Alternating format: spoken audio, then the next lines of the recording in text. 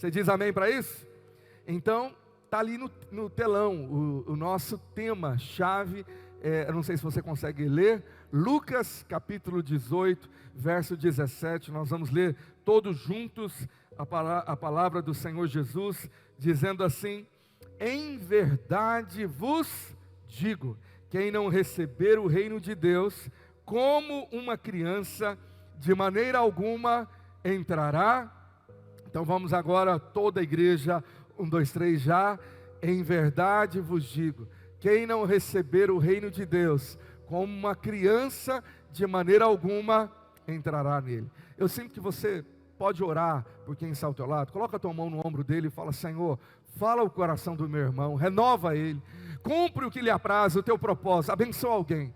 Fala com ele, Senhor, que essa mensagem o Senhor gere e libere vida, em nome de Jesus. Fala para esse irmão, Deus vai falar com você. Aproveita e já dá mais um abraço nele. Fala: você é uma bênção. Glória a Deus. Amados, o que significa ser uma criança para poder entrar no reino de Deus? Há mensagens que Jesus traz tão claras, que elas são enfáticas. Eu fico assim admirado com os detalhes que o Senhor disse: de maneira alguma. Isto é, não tem como ter possibilidade, não tem como ter negociação, é algo inegociável para Deus. Ele quer que o seu reino seja um reino de crianças. É interessante, porque nós pensamos num reino de guerreiros, num reino de adoradores, num reino de reis e príncipes e princesas, rainhas, mas o Senhor chama o seu reino de um reino de crianças. Agora, o que significa isso? Quando você estuda o Novo Testamento e vai abordar o tema, pode ser que quando você estuda as cartas pastorais, as cartas apostólicas, você acha que o apóstolo Paulo está contradizendo. Por exemplo, quando ele escreve à igreja de Corinto, no capítulo 13, verso 11, o capítulo do amor, ele termina falando esse versículo aqui, 1 Coríntios 13, verso 11, quando eu era menino. Alguns já viram traduções bíblicas: quando eu era criança, eu falava como menino, sentia como menino, pensava como menino, e quando cheguei a ser homem, desisti das coisas próprias de menino. É interessante que a Bíblia afirma fundamentos que a psicologia estuda. Por exemplo, essa evolução cognitiva, intelectual. Eu pensava, eu sentia e eu fazia. Então, ele está falando sobre uma estrutura de comportamento infantil.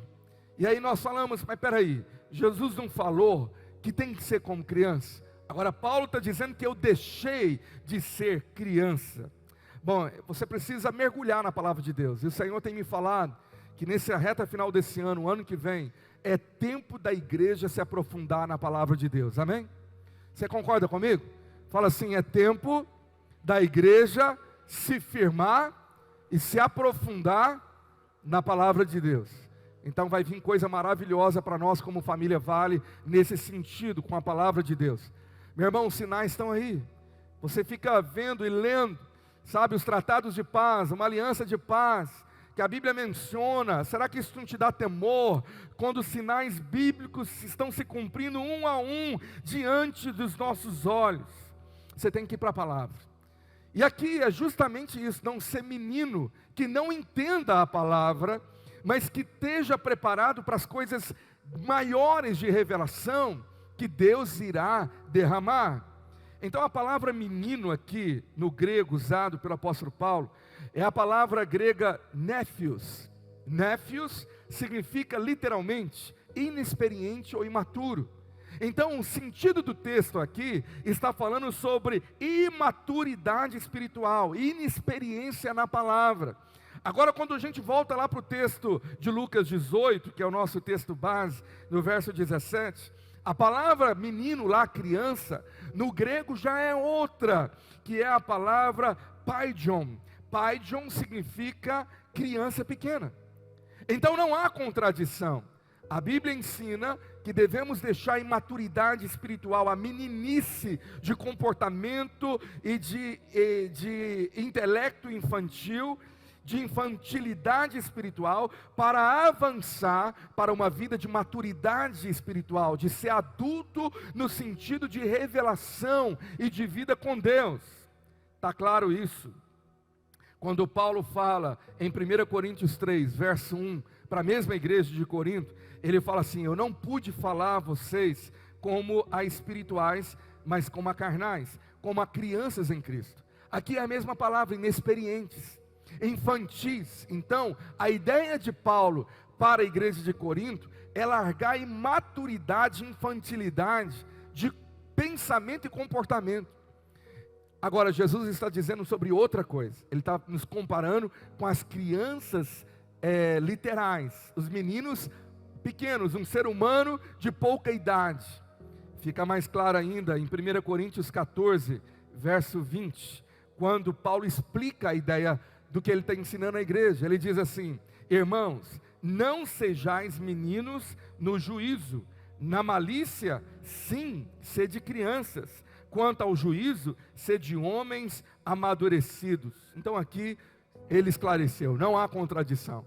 Ele entende o que Jesus ensinou sobre ser como criança para entrar no reino, mas agora o que ele está ensinando à igreja é não ser menino no juízo, não ser criança na maturidade.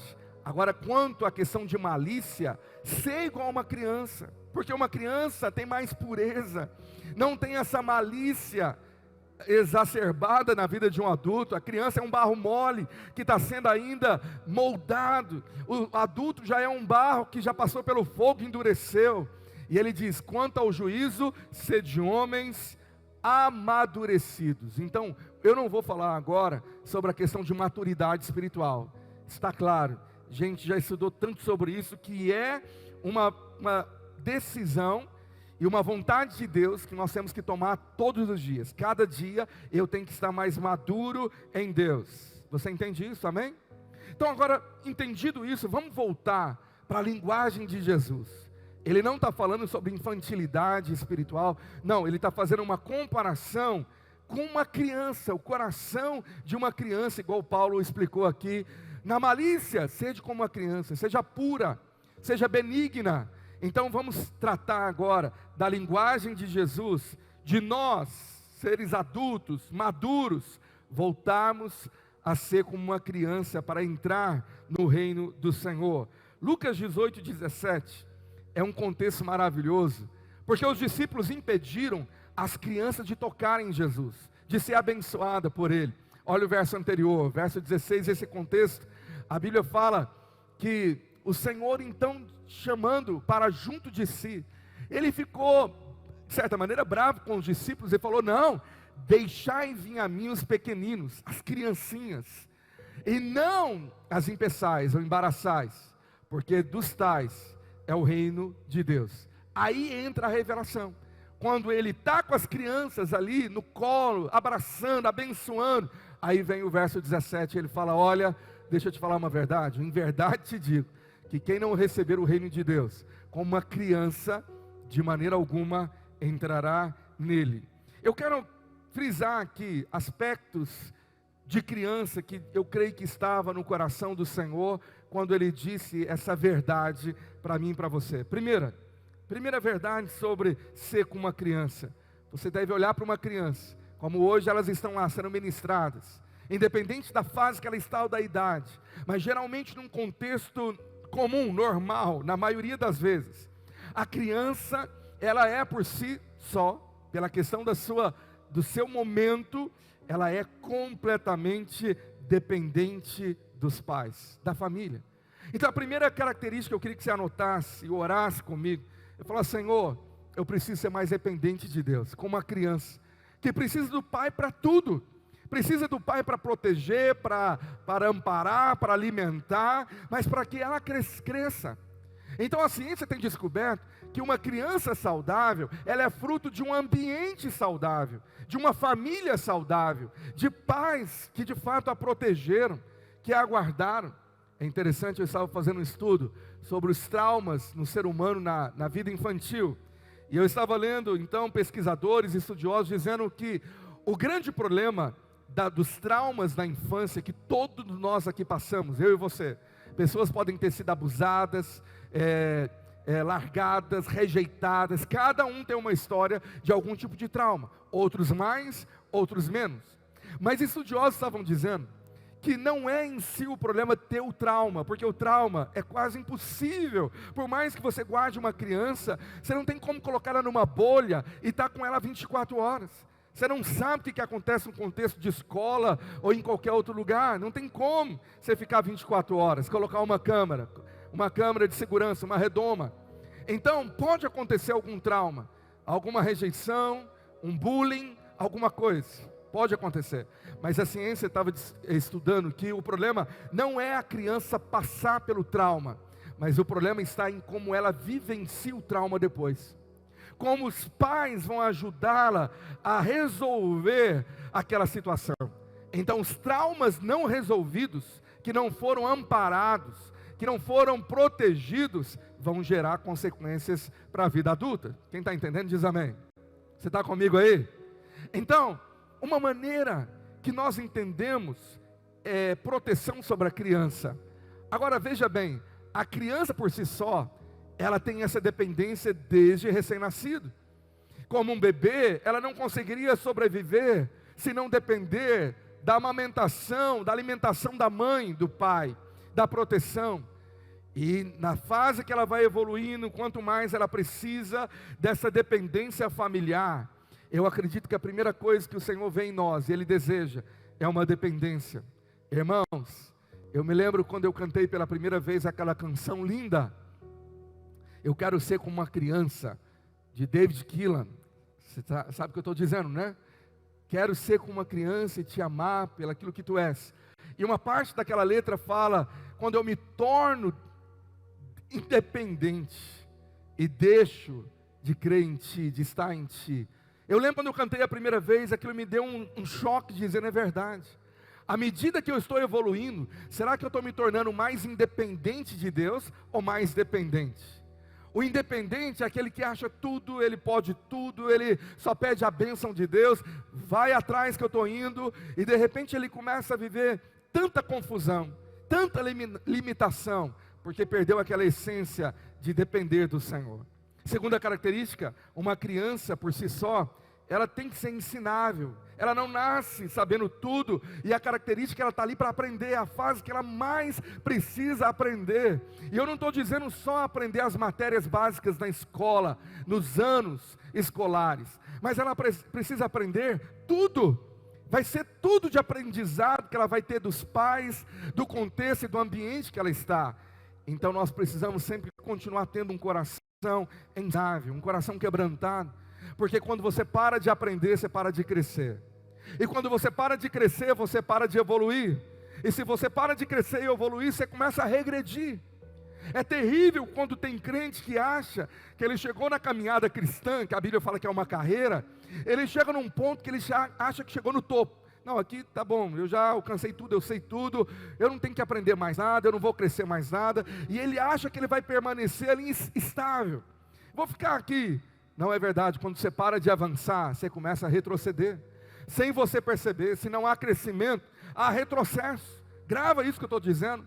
Você não pode parar de aprender e de crescer. E para isso é ter um coração ensinável, um coração que está aberto para aprender com todos, até mesmo com uma criança, como a palavra de Deus diz. A terceira característica, humildade e simplicidade que andam juntas. Isso é inato de uma criança no sentido geral. A humildade que a gente vê na simplicidade, que Deus gostaria que tivesse permanente em nós, porque a humildade abre o coração para a graça de Deus, e a graça é o favor imerecido. Amados, o que eu creio, que na vida do crente, não importa quanto Deus prospere você, e leve a você crescer, uma das marcas principais de alguém que anda com Jesus, e que Jesus vive em você, é humildade e simplicidade. Se Jesus de fato vive em você, humildade e simplicidade vai ser um cartão de visita. As pessoas vão falar assim, esse homem é de Deus mesmo. Eu me lembro, quando eu estava numa mesa com um dos pastores mais famosos da nossa geração para ser ensinado. E ele começou a sua ministração dizendo: grava pastores jovens. Eu era mais jovem na época. E ele disse: uma das marcas principais para saber se um homem é de Deus e se ele é ungido do Senhor é se há humildade e simplicidade na vida dele. Isso não é só para líderes, pastores, mas é para cada crente. Deus, Ele quer que você viva uma vida de humildade, porque é isso que Jesus nos deixou como legado em Filipenses 2, que a gente vai ler daqui a pouco. Quarta característica de ser um reino de criança é confiança. Você percebe que uma criança, ela tem uma facilidade em confiar no pai. Se o pai falou, ela começa a acreditar. E se o pai conta algo, facilmente ela fala assim: meu pai falou, é verdade. Por isso que a Bíblia fala que os pais não deveriam irar ao seu filho, porque quando nós começamos a mentir para eles e a confundir, isso gera ira, porque não é normal um pai falar algo que não é a verdade. Então uma criança, ela tem por si só uma fé confiante. Deus espera ver isso em nós. Você crê nisso, amém? E outra característica, perdoar fácil. Você já viu criança no normal? É claro que pode ser suas exceções, mas no normal, uma criança está lá brincando, ela começa a brincar com alguém que ela acaba de conhecer, uma criança, e parece que já são amigos de anos, e de repente briga lá por causa de um brinquedo, emburra, fica brava, e você fala: agora está de mal, não brinca nunca mais. Passa 1 minuto, está brincando de novo. Que facilidade. Como a gente precisava olhar para essas características e falar: meu Deus, tem faltado isso demais na minha vida. Quando eu emburro com alguém, parece que demora séculos eu ter facilidade para perdoar e voltar a brincar de novo. Fala para quem está ao teu lado: você tem que voltar a brincar de novo comigo. Fala para ele: você tem que ficar bonzinho para comigo. Irmão que está no ministério, o irmão pisa no dedo dele, ele fala: não brinco mais, estou fora desse ministério, não quero saber mais de estar nesse convívio. Isso é uma característica, às vezes, de pessoas que perderam essa essência do coração. Agora, a criança, ela precisa de família para sobreviver, igual eu te disse.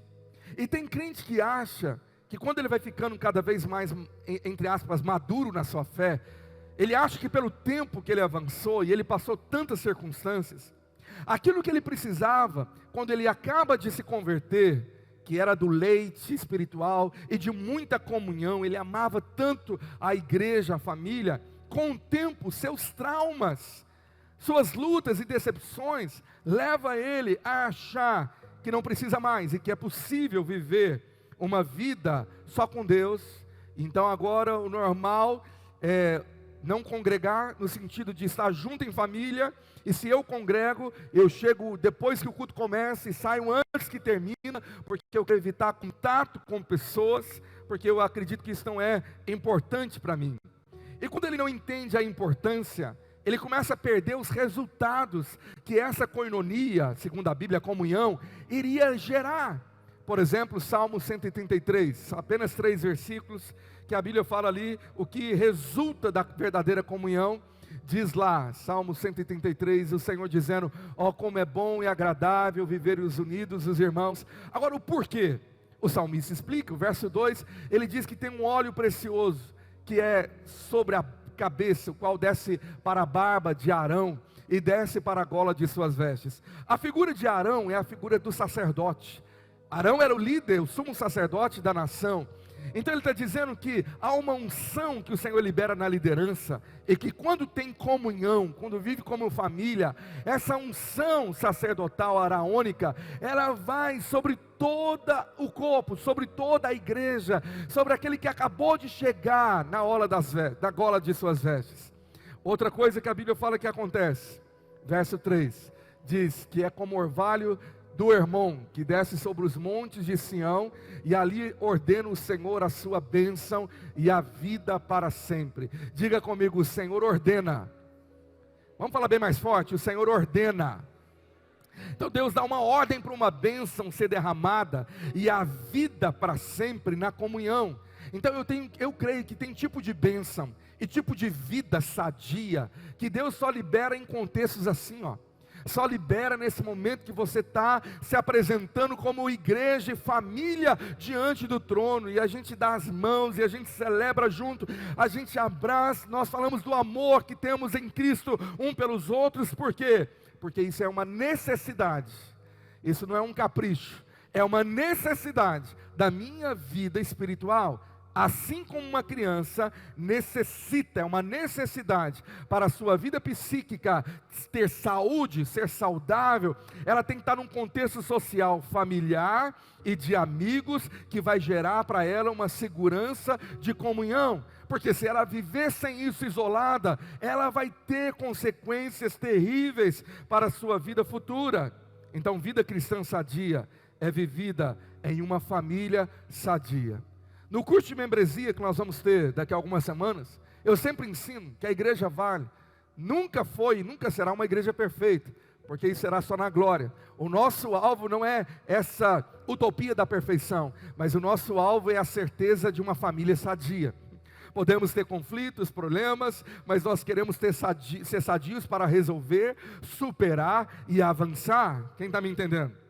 Então, quando nós deixamos de ter essa característica espiritual de ser criança, nós naturalmente começamos a viver uma vida cristã isolada, nós nos fechamos para essa comunhão, achamos que vida cristã é só vertical, esquecemos que a cruz é um vértice horizontal também.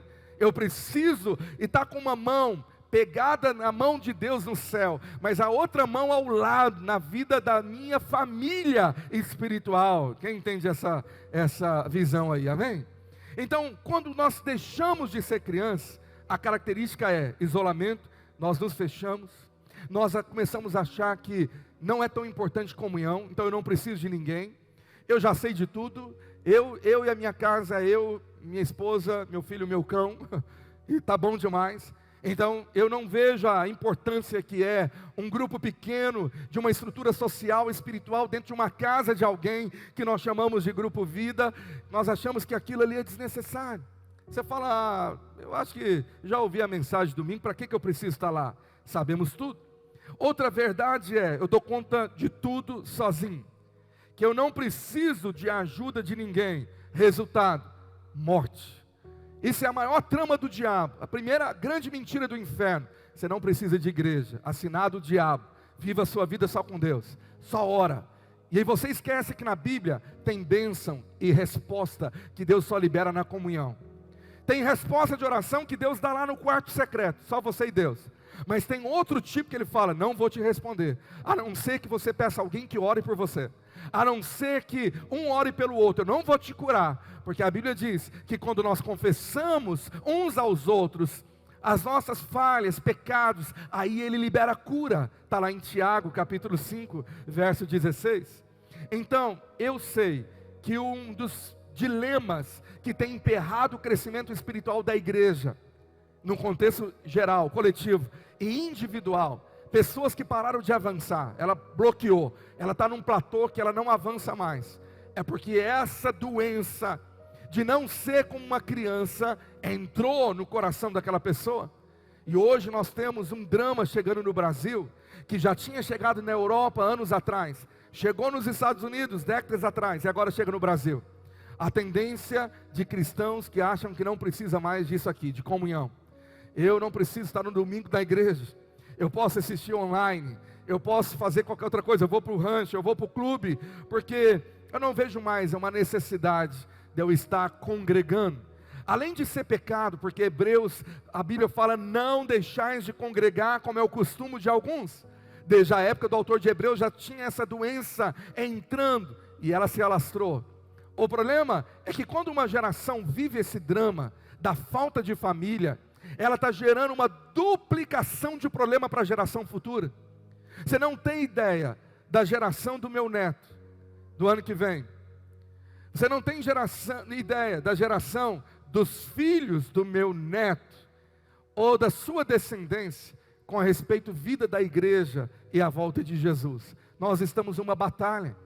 Então os pais que acham que não é necessário ensinar o filho a vir para a igreja, adorar a Deus, cultuar, aprender Bíblia, carregar a Bíblia, amados, na minha época de infância, era um absurdo na cabeça dos crentes, um crente que não carregava a Bíblia para ir para a igreja, era um absurdo. Eu me lembro que o pastor falava: você não trouxe a sua Bíblia? Então, ir para a igreja sem a Bíblia era como se estivesse sem roupa, está faltando alguma coisa. Hoje em dia, essas tradições ou costumes cristãos vão se perdendo igual fumaça, desaparece. O seu filho não vê o pai carregando uma Bíblia, então ele fala: também não preciso, isso é pesado, isso é chato, eu a tenho no celular, mas não é a mesma coisa, não tem o mesmo significado simbólico e contextual que nós temos de carregar um livro físico que eu possa manuseá-lo. E aí as gerações futuras vão sofrendo com as escolhas dos pais. Eu vou te mostrar isso daqui a pouquinho. Existe uma historinha que eu gosto muito, que é chamada o dilema dos porcos espinhos. Alguns falam que isso é verdade, eu não sei, mas é uma boa ilustração, que diz que há uma certa espécie de porcos espinhos que vivem no frio, na neve, no Ártico. E aqueles animais, quando chega no pico do inverno, na mais baixa temperatura, eles não conseguem sobreviver sozinhos se eles não se agruparem e não dormirem juntos nas suas tocas. Então, para eles sobreviverem aquele período, os porcos espinhos têm que se ajuntar para um aquecer o outro. Só que tem um grande problema: eles têm espinhos. E geralmente depois dessa época, muitos saem feridos, porque quanto mais frio, mais eu quero calor, mais eu quero estar perto. E quanto mais eu quero estar perto, mais eu posso ferir o meu irmão. Então eles têm um dilema. Alguns estudiosos falam que isso foi pesquisado, eu não fui ver a fundo, mas a história diz que alguns que já foram feridos no inverno passado, ficam traumatizados, dizendo que eu vou sair machucado dessa, estou fora. E eles então, eles saem do agrupamento, eles saem da manada deles ali, se isolam. E a grande maioria que se isola, morre naquele inverno. O dilema é: saio machucado ou saio morto? Semana passada nós estávamos numa comunhão maravilhosa com um dos nossos grupos vidas, lá no acampamento. Fomos passar uma tarde de comunhão, de churrasco, me convidaram, e eu fui para lá, fomos celebrar juntos o aniversário da líder do GV, foi maravilhoso. E aí, os líderes pediram que eu desse uma palavra, e eu senti o Espírito Santo falando comigo, que essa palavra que já estava sendo gerada, eu compartilhasse ali. Eu falei: olha, viver em família, viver nesse contexto de comunhão, dá trabalho demais. Esse negócio não é fácil, porque viver em família não é. A tendência agora é as pessoas não quererem se casar mais, ter filho mais. Tem agora uma prática de vida social na Europa que é o seguinte: o camarada, ele quer ter um relacionamento sentimental, mas ele fala: nós não vamos casar e morar junto, cada um na sua casa. Encontra de vez em quando, viaja de vez em quando, curte de vez em quando, mas eu não quero ter você dentro da minha casa. Olha que doença social que está adoecendo a alma de pessoas, que sobe o índice de depressão, sobe o índice de ansiedade, sobe o índice de doenças psicossomáticas. Por quê? Dilema do porco-espinho. Será que eu luto pela comunhão e eu me machuco de vez em quando, ou eu me isolo e posso até morrer no inverno, quando o dia mau vier? Isso é um exemplo muito claro sobre verdades da palavra de Deus, porque lá em Efésios, o apóstolo Paulo diz à igreja de Éfeso: vocês devem lutar em perseverar a comunhão e a unidade no Espírito. Meu irmão, uma coisa que a gente tem que brigar é para esse negócio funcionar, a gente tem que estar junto. Eu preciso de você, meu irmão. A gente precisa de igreja. E quanto mais uma igreja cresce, ganha multidões, mais ela precisa se estruturar nos pequenos grupos, em células, que é um modelo neotestamentário, para que a vida do evangelho seja vivida na integridade, mas que haja saúde espiritual naquela igreja. Senão ela vai se tornar apenas um evento, ela vai se tornar apenas uma reunião de gente que vem para assistir, para participar. Não, nós podemos ser uma multidão no domingo, mas lá no Grupo Vida, eu estou com a minha família, olhando no olho do meu irmão, sabendo o nome dele, o problema dele, dizendo: quero orar por você. Você pode dizer amém? Agora, quais são as doenças que vêm do isolamento? Eu quero frisar duas. Primeira, claramente é o esfriamento espiritual. Esfriamento espiritual não se dá apenas na falta de oração. e de fervor na vida com Deus, mas esfriamento espiritual é resultado do meu afastamento do corpo, do calor da igreja. Então quando eu me frustro, me espetaram, um porco espinho me espetou, e agora eu estou fugindo de estar junto. Então o resultado é, a frieza virá, o esfriamento será inevitável. Por quê? Porque o calor do Espírito é vindo também, dado no meio da comunhão. Isso é o ensinamento da igreja do Novo Testamento, não deixais de estar junto. Por isso que o sucesso da igreja de Atos é que eles viviam de casa em casa na comunhão diária. Está lá em Atos 2, você pode dizer amém? Agora a segunda, eu quero me deter um pouco mais, que é terrível essa consequência, que é a falta de vitória e de sucesso na vida com Deus. Pastor, o que falta de vitória e de sucesso na minha vida tem a ver com comunhão, de família, de ser como criança, que precisa do irmão, de um pai, de um amiguinho? Bom, isso aqui vai ser um assunto que eu vou aprofundar mais para frente. Nos próximos domingos eu quero falar sobre batalha espiritual. Mas eu quero te dizer que batalha espiritual na Bíblia não foi feita para se lutar sozinho. Talvez isso é uma das ignorâncias irracionais, terríveis de um crente, quando ele acha que fala assim: o diabo se levantou contra mim, demônios, então eu vou jejuar, eu vou lutar. E aí não há avanço, não há vitória. Ele fala: meu Deus, que fraqueza é essa na minha vida? Bom, é porque você está lendo pouco a Bíblia. Você não está entendendo que batalha espiritual não é para ser batalhada no individual, mas é para ser batalhada no coletivo familiar. Lucas 14, verso 31. Jesus ele faz uma comparação para um outro contexto, que é o contexto do discipulado, de pagar o preço, mas ele fala assim: ou qual é o rei que, indo combater outro rei, não se assenta primeiro para calcular se com 10.000 homens poderá enfrentar o que vem contra ele com 20.000? Caso contrário, estando o outro ainda longe, envia-lhe uma embaixada pedindo condições de paz, porque é uma questão de sabedoria, de lógica. Se está vindo 1.000 contra mim, eu só tenho 10, então no sentido literal da coisa, vai dar ruim, vai dar errado. Sabe, a promessa de vitória em guerra espiritual, no Novo Testamento, em toda a Bíblia, sempre foi dada como promessa à igreja, nunca no individual.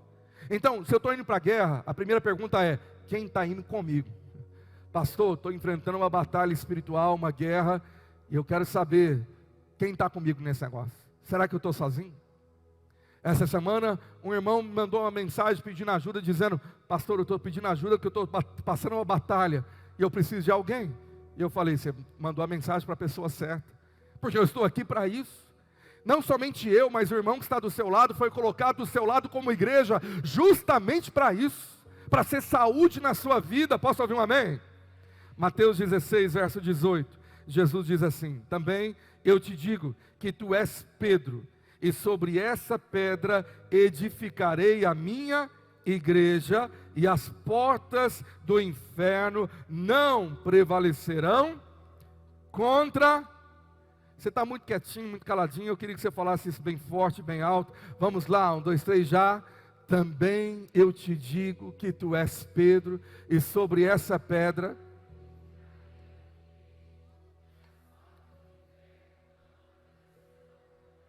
A palavra igreja ali, escrito no grego, você já sabe, eu já preguei muito sobre isso. É a palavra grega eclésia. Eclésia, no sentido literal simples, seria, sabe o que? O significado? Ajuntamento de pessoas numa assembleia. Eclésia é uma reunião da família de Deus, é a assembleia congregada diante do Senhor. Por isso que no capítulo 18, Jesus vai instituir igreja como coletivo, nunca individual. Então, quando você faz essa promessa no individual, as portas do inferno não prevalecerão contra eu, a igreja, você está errado teologicamente, porque a igreja não é formada de uma pessoa. Mateus 18, verso 20, diz assim: porque onde estiverem 2 ou 3 reunidos em meu nome, ali eu estou no meio deles. Você crê que Jesus está no nosso meio? Então dê um forte aplauso de louvor a Ele que está aqui. Então vamos fazer algo aí, pega na mão de quem está à sua direita, à sua esquerda, mesmo assentado, se der, não se isola, levanta ao céu e fala: aqui está a igreja, 2 ou 3, reunidos nessa manhã, no nome do Senhor. Então, se somos igreja, levanta a mão do seu irmão e fala: as portas do inferno não prevalecerão sobre a igreja. Somos a igreja. Aplauda o Senhor, meu amado. Glória a Deus. Então eu creio que a falta de avançar na vida espiritual e sucesso, de conquista, de vencer demônio, vencer obstrução espiritual, se dá pelo erro do isolamento de gente orando sozinho. Pastor, estou lutando as minhas guerras, porque eu não tenho ninguém para me ajudar. Meu irmão, está faltando essa disposição de pagar o preço, de ser um porco-espinho, que vai lá, mesmo sabendo que tem problema, que tem picuinha, que tem luta, que tem o que for, mas eu vou para o Grupo Vida porque é uma necessidade de vida sadia para eu avançar. E quando eu chego lá no meu Grupo Vida, eu falo: irmãos, orem por mim, orem junto comigo. É a igreja que vai orar pela minha família, pela minha casa. E a promessa é: quando a igreja ora, as portas do inferno, elas despencam. Amém? Tem porta bloqueando o seu avanço, meu irmão. É o diabo que colocou uma porta na sua frente. Mas eu profetizo: as portas serão quebradas para você avançar e viver o novo de Deus. Quem toma posse? Você pode aplaudir se é para Jesus. Então eu quero te falar que tem pessoas no nosso meio perdendo muito de Deus. Por quê? Porque estão como porco-espinho fugindo do contato de vida familiar, social e espiritual chamada comunhão. Você se lembra que o novo convertido, ele ama tanto a comunhão, ele quer estar com os irmãos, que é o período que ele mais avança. Mas de repente, quando na caminhada começam as lutas e dificuldades, a tendência dele é se isolar, é largar o ministério, é largar os propósitos. Por quê? De alguma maneira, aquele vaso duro, que deixou de ser como uma criança, guardou um filetinho de mágoa ou de amargura na alma, escondido, sob o pretexto que já perdoei. Não, pastor, está tudo bem. Mentira. A má água, como eu preguei as últimas semanas, um pouquinho desse fermento da amargura, talvez é o motivo que tem bloqueado a sua vida de avançar em Deus e de viver coisas em todas as áreas e promessas, porque você está recusando a ter um coração quebrantado de criança, que é fácil no perdão, que é uma ovelha, não um bode, uma ovelha que é fácil de ser conduzida pelo Senhor. Você se parece mais com uma criança alegre, que pode brigar, mas depois de um minuto está brincando de novo, ou você se parece com um velho ranzinza. Não responda em nome de Jesus. Irmãos, eu não estou falando de idade. Você pode ter 90 anos, mas tem irmãos aqui de 90 anos que dá um show em adolescentes de 15. Não vou falar o nome deles não, mas é verdade. Os caras é demais, cheio de vida, cheio de alegria, cheio do Espírito Santo. Por quê? Porque o Espírito de Deus os renova a cada dia. Agora você vê jovem de 19 anos com um cara que chupou limão azedo. Você já viu assim? O cara está emburrado, irmãos. Eu já ouvi histórias que se eu te contar nesse gabinete, você fala: não, não é verdade, mas é. Sabe, pessoas que emburraram porque o irmão pisou no calo de uma coisa tão boba. Ele disse: nunca mais falo com o irmão, nunca mais entro nesse lugar, nunca mais faço isso. Eu me lembrava de uma história que eu passei assim, logo que meu pai faleceu. Ele não deixou nada, nenhuma herança, mas de um pouquinho que eu consegui negociar, eu comprei o primeiro carro, com a ajuda da minha mãe. Foi ela que ofertou, na verdade. E eu então estava empolgado demais com o meu primeiro carro, um Del Rey, aleluia. Imagina um adolescente andando de Del Rey, parecia uma nave espacial, uma barca que passava na rua com aquele barulho, quando eu ia para a igreja. Aí uma irmã da igreja, que morava na rua, ela reclamou e falou com a minha mãe, falou assim: Daniel está passando muito rápido aqui na rua da minha casa, isso é um perigo. E a minha mãe ficou meio assim, mas um dia a vizinha veio falar comigo quando eu cheguei de carro: você está andando rápido demais, esse carro faz muito barulho. Eu falei para ela assim: fica tranquilo, o problema está resolvido. Só falei isso. No outro dia eu passei na rua de baixo. E no outro dia também. E no mês também. Só que ela sentiu falta. Ela falou, você emburrou? Sabe o que eu falei? Não era, a rua é pública, você pode passar para lá. Mas eu falei, não, eu resolvi o problema. Até que um dia eu estava orando, o Senhor disse, você resolveu da pior forma possível. Você emburrou. Parecendo um velho ranziza, sistemático. Já viu gente assim? Qualquer alfinetada faz você emburrar. Olha para o irmão que está ao teu lado e dá uma risadinha. Fala assim, eu já vi traços assim. Eu já vi comportamentos assim. Que não são normais. Então, eu quero te dizer o seguinte. Uma criança está longe desse perfil. Eu quero te mostrar Atos 7, verso 51. Eu quero te falar que eu me arrependi depois. Passei bem devagarzinho com o carro na frente da casa dela. Abençoando e me arrependendo. Atos 7, 51. Homens de dura cerviz e incircuncisos de coração e de ouvidos, vós sempre resistis ao Espírito Santo, assim como fizeram vossos pais, como também vós o fazeis. Irmãos, dura cerviz, a palavra cerviz é aquela parte de trás do pescoço, significa literalmente rebeldia, teimosia, cabeça dura.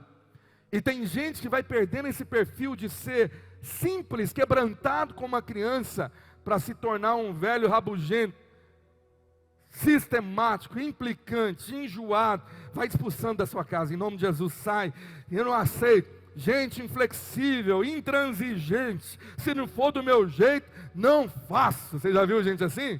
Misericórdia, isso é dura servir, só que tem um problema. O texto está dizendo que nós aprendemos dos pais e estamos repassando, estamos fazendo e possivelmente vamos modelar. A minha pergunta é esse modelo que você quer passar para os seus filhos e netos? Uma pessoa de coração dura, difícil de perdoar, arrogante, orgulhosa, difícil de pedir perdão, demora a se arrepender? Ou nós estamos nos parecendo com Jesus? Porque Jesus, Ele nos dá esse retrato do que é o coração de uma criança. Filipenses 2, verso 5, eu queria que você pegasse a sua Bíblia, para você seguir na sua Bíblia e anotando, e falar, é sobre isso aqui que eu tenho que orar. Filipenses 2, verso 5, tende em vós o mesmo sentimento. Na tradução literal poderia ter a mesma atitude que houve também em Cristo Jesus, pois Ele, subsistindo em forma de Deus, não julgou como usurpação o ser igual a Deus, antes a si mesmo se esvaziou, assumindo a forma de servo, tornando-se em semelhança de homens, e reconhecido em figura humana, a si mesmo se humilhou, tornando-se obediente até a morte, e morte de cruz. Você pode dizer amém para esse texto, amém? Queridos, esse é o retrato da vida de um cristão, um pequeno Cristo, se esvazia. Meu irmão, essa história que acha que é normal, que o marido passa uma semana emburrado dentro de casa, sem falar com a esposa, cadê Jesus nele? Essa história da esposa que passa um mês emburrada, olha a diferença, né? Perdão, irmãs, mas cadê Jesus nela? Cadê a facilidade de criança, de brigamos, mas daqui a um minuto estamos brincando de novo, fizemos as pazes. É fácil quebrantar, é fácil a família ver em nós que não há coração duro, mas há coração quebrantado, guiado pelo Espírito Santo, que é fácil em perdoar, que quebra esse orgulho da arrogância. Irmãos, eu conheço irmãos que servem a Deus, mas que a vida deles travaram, porque pequenas agulhadas de um porco-espinho de anos e anos atrás. Isso eu estou falando de gente que esperava ter maturidade, até de líderes, que fala, aquilo ali mudou a minha vida, aquilo ali eu já não faço mais, eu não me comporto mais, já não vou mais, e parece que ele está achando que isso é sabedoria, isso é orgulho, e a palavra de Deus diz que Deus se opõe ao orgulhoso. Então vamos ficar de pé, e pegar nossa Bíblia, para parecer que está acabando, e abrir lá em Lucas 18, verso 17, e nós vamos ler e orar sobre esse texto. Quem não receber o reino de Deus como uma criança,